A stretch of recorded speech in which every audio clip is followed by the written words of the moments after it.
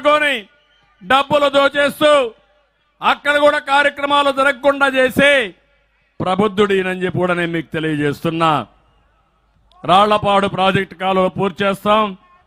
ఉలవపాడు మామిడి మార్కెట్ ప్రారంభానికి నోచుకోలేదు, దాన్ని కూడా పూర్తి చేస్తాం.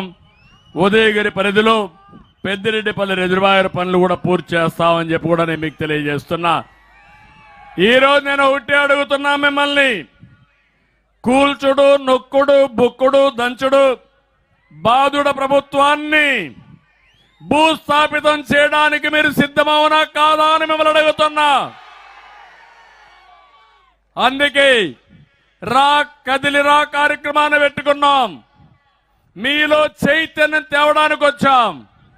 జనసేన తెలుగుదేశం పార్టీ ఎప్పుడైతే కలిచాయో అప్పుడే వీళ్ళ సీన్ అయిపోయింది, వాళ్ళకు అర్థమైపోయింది.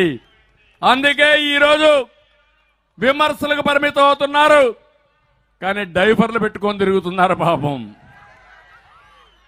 నిద్ర లేస్తే పడుకుంటే నేనే జ్ఞాపకం వస్తా, పవన్ కళ్యాణ్ జ్ఞాపకం వస్తాడు.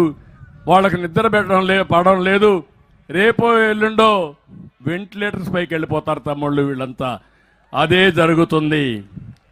అందుకే నేను ఇప్పుడు మిమ్మల్ని అందరినీ కోరుతున్నా, రా కదిలిరా. ఇది ఒక ప్రజా కార్యక్రమం కావాలి. 5 కోట్ల మంది భాగస్వాములు కావాలి. అందరం కలిసి ఈ పార్టీని బంగాళాఖాతంలో కలిపేసి మన భవిష్యత్తుకు నాంది పలికి మళ్ళీ మన పిల్లల భవిష్యత్తుకు మనం అందరం శ్రీకారం చుట్టాల్సిన అవసరం ఉంది. అందుకే నేను పిలిపిస్తున్నా, అన్నదాతను రక్షించేందుకంటే రా కదిలి రాని పిడికిలు బిగించి మీరు చెప్పాలి. అన్నదాతను రక్షించేందుకు, అక్వా రంగాన్ని కాపాడేందుకు, మన బిడ్డల ఉద్యోగాల కోసం, సైకో పాలన అంతం కోసం రాతి యుగం పోవాలి, స్వర్ణయుగం రావాలి. ఫైనల్ గా తెలుగుదేశం జనసేన ఐక్యత అంటే మీరు వర్ధిల్లాలని గట్టి చెప్పాలి. తెలుగుదేశం జనసేన ఐక్యత, తెలుగుదేశం జనసేన ఐక్యత.